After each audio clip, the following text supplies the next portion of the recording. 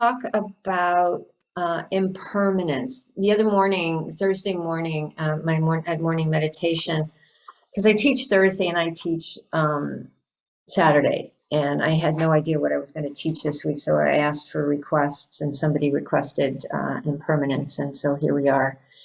And it's funny because I pulled out my notes from the other times I've taught this, and the last time I taught it a year and a half ago, it was by request also. So I guess it must be popular because that person didn't come to class. They just had a request, but that's fine. It doesn't matter. And impermanence is one of the three, in Buddhist teaching, impermanence is one of the three characteristics of existence. There's impermanence, there is dukkha, which is that life is unsatisfactory.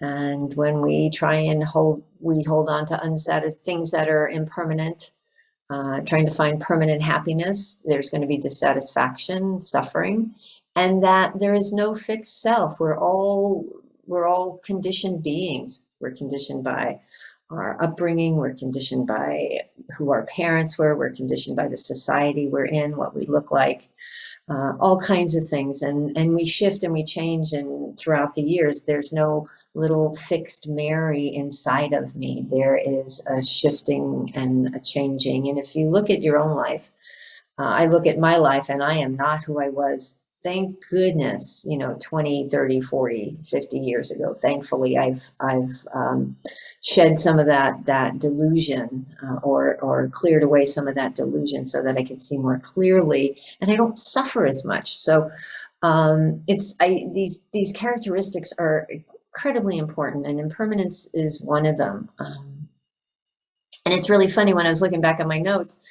I was reminded each New Year's Eve we do an intention ceremony. I've been doing this for a really long time, and my intention for New Year's 2020 was to become more intimate with impermanence. And then, of course, we all remember 2020. And boy, that was a huge lesson in impermanence. Here, life, out the window. So how do we work with that? So that was that made me laugh. I still laugh at that. It's like, damn. So I've been reflecting on impermanence, especially on Thursday. I was thinking about it a lot since it was what I wanted to be talking about. And that morning, I went for a hike in a place I'd never been before, not far away, but some folks I know had been there and posted pictures, and it was really beautiful. And so I went up there, and it was just gorgeous. It was actually not far from here in the Hollywood Hills, but it's this park, and it was oak trees and a lake and a duck pond and turtles, and it was just gorgeous. I walked up there and I was just like, whoa. The beauty of it was quite stunning, and I walked around. It was just lovely. And what I noticed while I was walking around was that really it was so pleasant, and I watched the mind trying to attach to it, and the mind trying to say, oh, I really want to stay here, and I know I can't stay here because I have to get back, I have things to do, but how can I hold on to this feeling? How can I cling to this feeling so I still have it when I'm back in the concrete jungle, 20 minutes away? And to recognize that, because we have those cravings for the pleasant. We have that desire to keep things all the way they are if we like them. And a lot of times it's not conscious, but it's there. Like if I wasn't paying attention, I probably would have had that unconscious desire to cling to that. And I could have been like, oh, why can't I stay here? Why can't I come here every day? Whatever whining would start going on in my mind so that I couldn't keep it, that longing. And when we're not aware of the flavor of our experience, sometimes we chase it to get it back. Like, when can I come back there? Blah, blah, blah, blah, blah. I even have that. I came home and told my husband, I go, we're going next week. We're not going on the weekend. It's too crowded. We're going next week. So I already want to go back there. And a couple of weeks ago, I went to a concert with the Four Tops and the Temptations, who were really popular when I was growing up, Motown. And I think I cried through half the show because there was so much emotion that just showed up. And it was pleasant. It was like, wow, look at this.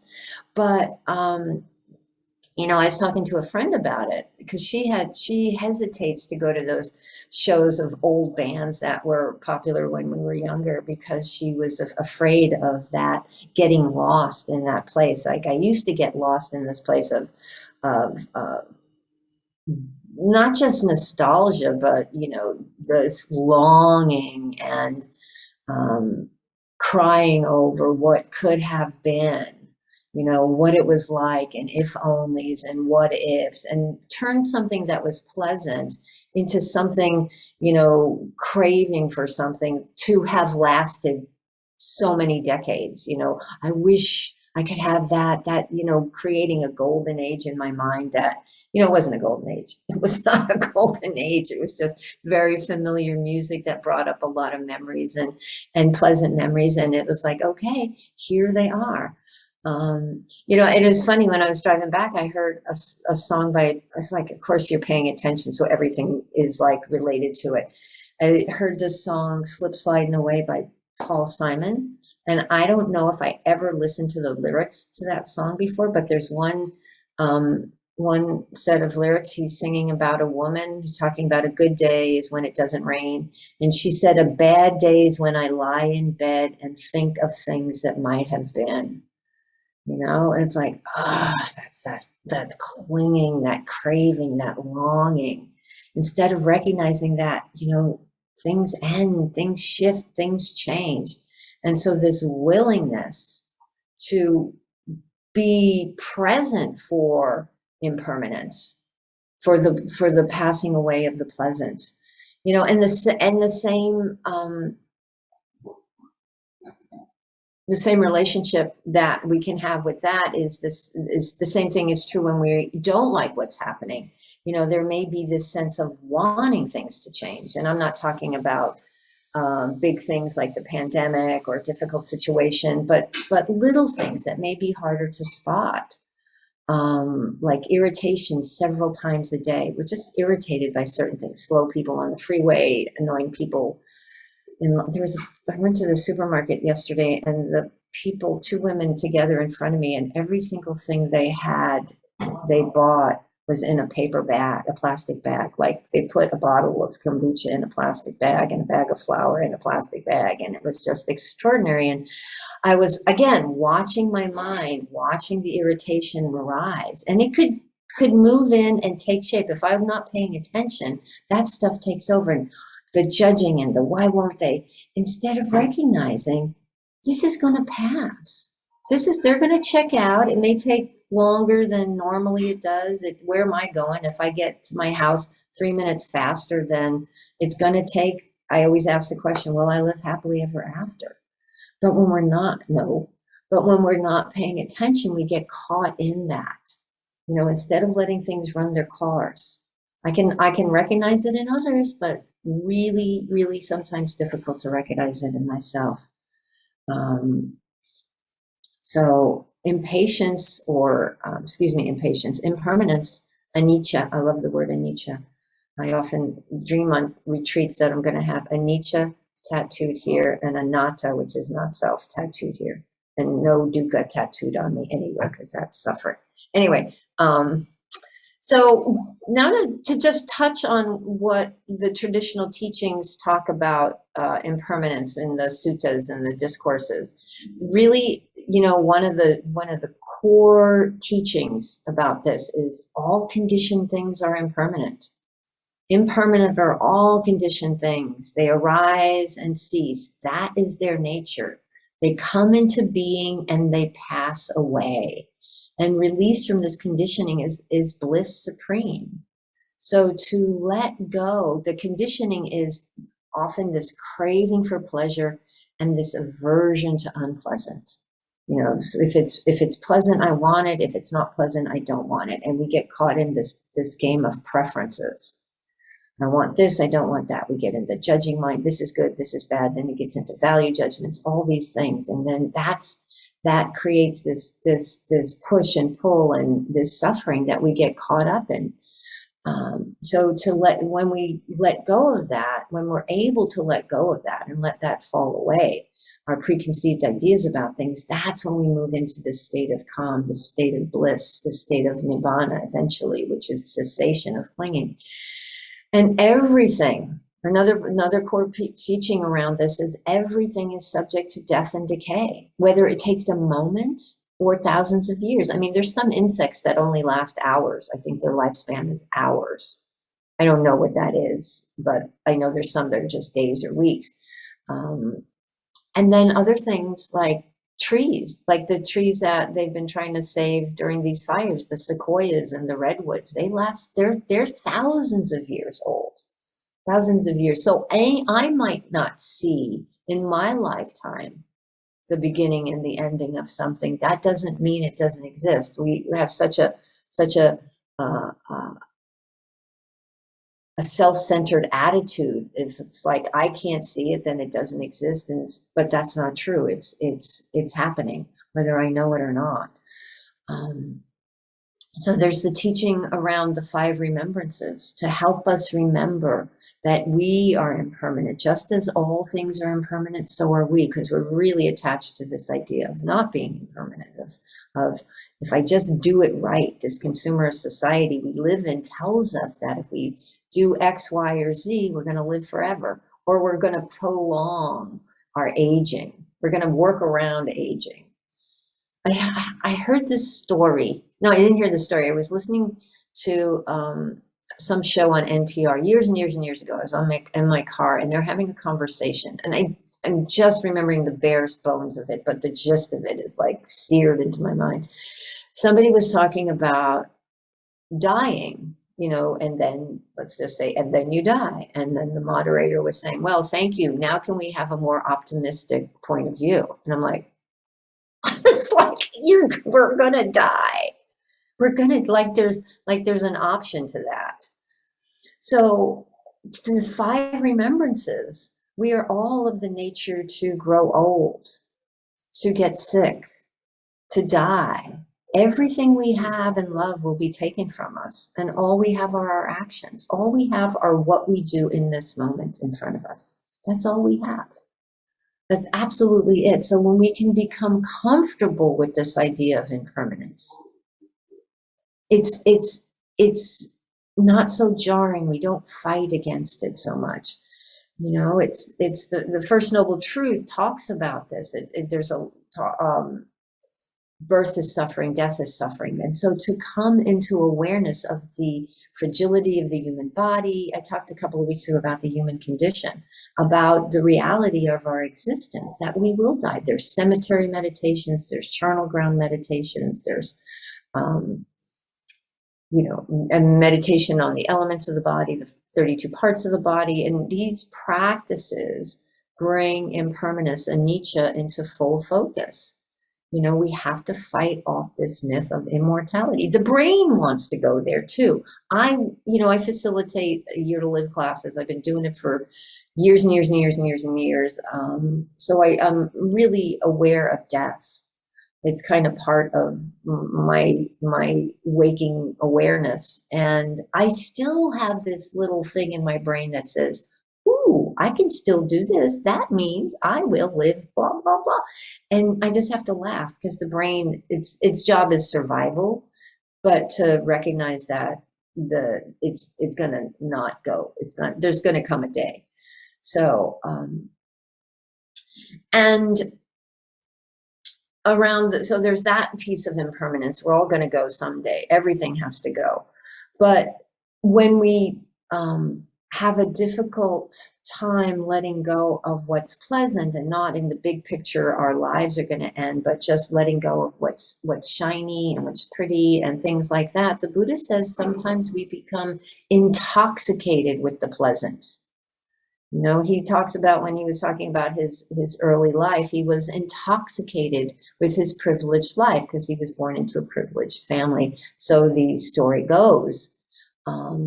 And when we let this intoxication with the privileged way of life, or the pleasant, drop away, then we can be with things as they are.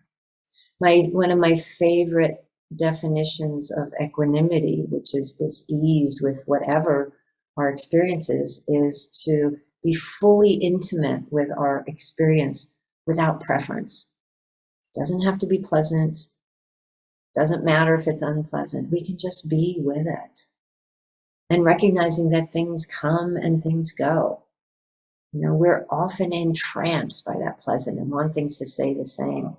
I remember when I was a kid going to an amusement park, and we're going on Saturday, and all week long I'd be like, can't wait, can't wait, can't wait. And then we'd get there and I'd spend the whole time, it's only 4 more hours, only 3 more hours, only 2 more hours. And so I was like so worried about this ending and aware of the impermanence of the experience that and averse to it ending, that I missed out on it because I was like, oh, and I could do that a lot. I think Brene Brown calls that foreboding joy, where we're just pushing, we realize what we like is going to end, so we're not allowing ourselves almost to enjoy it in the moment. And we miss out on so much because we're worried about it ending, that we're missing the moment of pleasantness, of joy that's actually here. I love also the idea, the teaching of taking birth as, I think Joseph Goldstein talks about this. I can't remember. A number of teachers do, because it puts things into perspective. If I want something, if I see something I want, I take birth as a person who wants, and I take birth as a person who becomes entranced by or intoxicated by this thing that I think will bring me pleasure. And if I don't recognize, oh, I'm caught up in this craving, then I get stuck there. And I'm like, I must have this. And we start running our lives based on this idea, based on this scenario that we think will make us happy forever. And instead of just realizing, it's like, you know what? I might have this, I may not have this, and can I let it go? I take birth as a person who wants a toy, an ice cream cone, world peace. And if I get what I want, again, I'll live happily ever after. This is the way it should be, but it doesn't work that way. And can we just, kind of step back and have a little bit more ease? We think these transitory things will fix us and keep us happy, which is an absolute denial of impermanence and a root of suffering. It's the dukkha of anicca, the suffering of impermanence. Impermanence doesn't have to be suffering unless we cling to what's going away. I remember even being at times holding some unpleasant emotions and watching them pass by. I mean, actually seeing them pass by and then going, oh, wait, no, and pulling them back, thinking, no, this feels really good, and not letting things pass because I was so used to them or whatever, because they serve some kind of twisted purpose. Anyway, I was used to feeling shitty. When you put it that way, that's probably what it was. There's the teachings of the 8 worldly winds, which is also about impermanence. There's pleasure, there's pain, there's gain, there's loss, there's gain. I always start getting confused. There's pleasure and pain, gain and loss, praise and blame, fame and ill repute. And we all experience them just because we're human beings. This is going to happen. There's going to be praise. There's going to be blame. I'm going to sit here and all those things are going to happen to me. I'm just going to sit here and it's going to happen. So there, fighting it, holding on to it, it doesn't help. And there's a sutta that talks about this.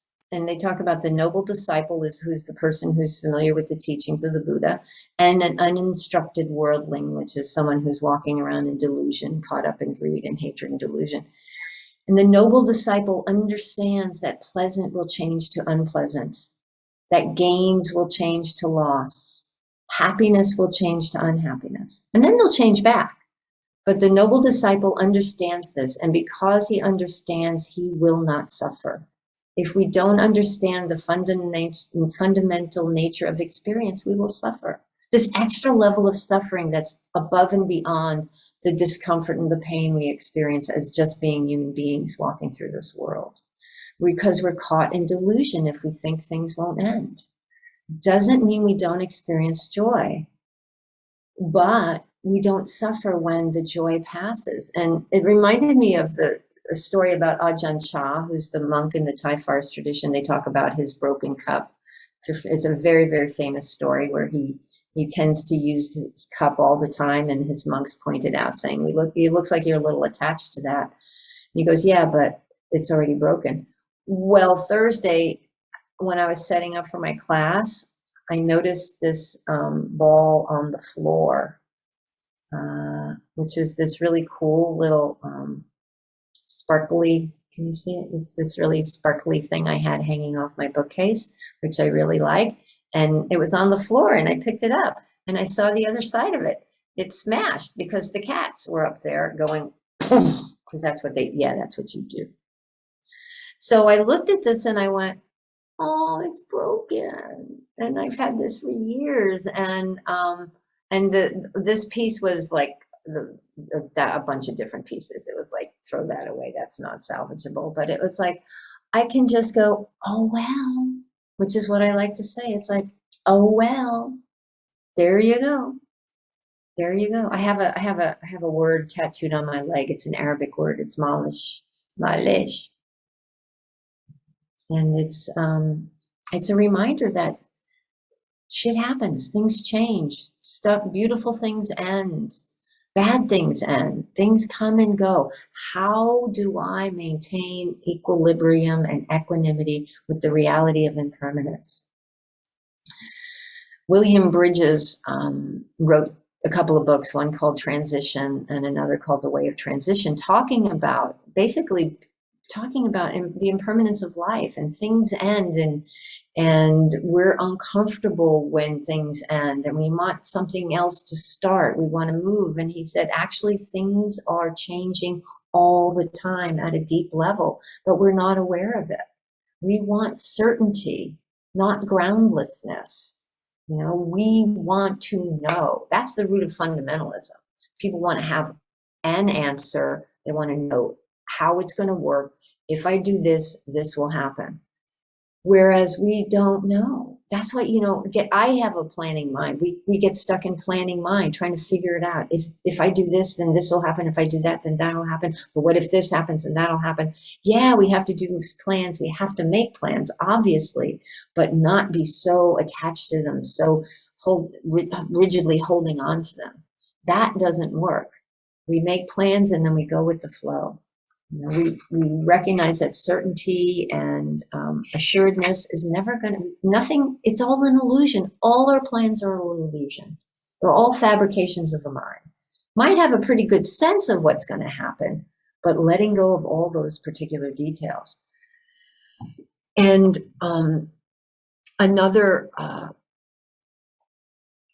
piece of this awareness of impermanence is awareness of the internal changes that we have going on. A lot of the time, our perceptions, our feelings, the mental formations are all constantly arising and passing.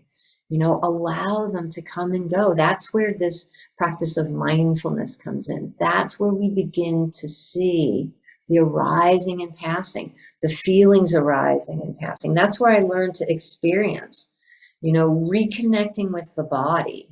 Because we feel our emotions in the body oftentimes before we are cognizant of them mentally.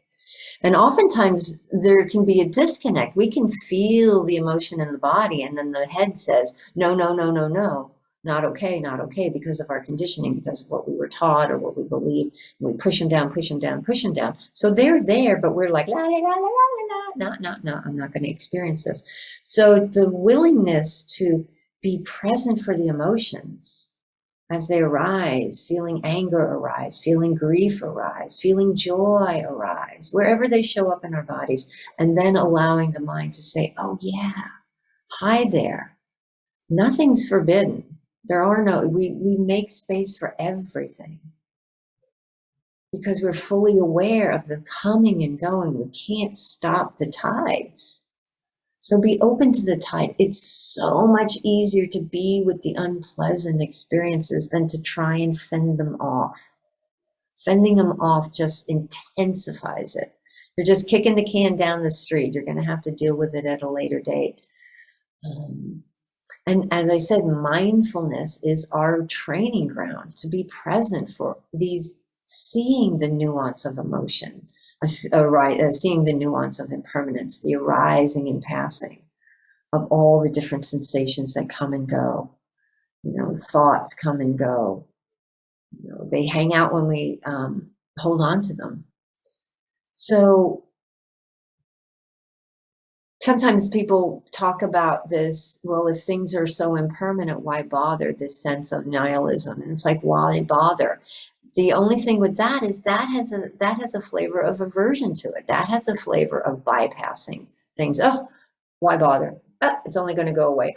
I don't have to get involved. It's like, no, we are fully involved. We are interconnected. We are part of this world we live in, and we can't get away from it.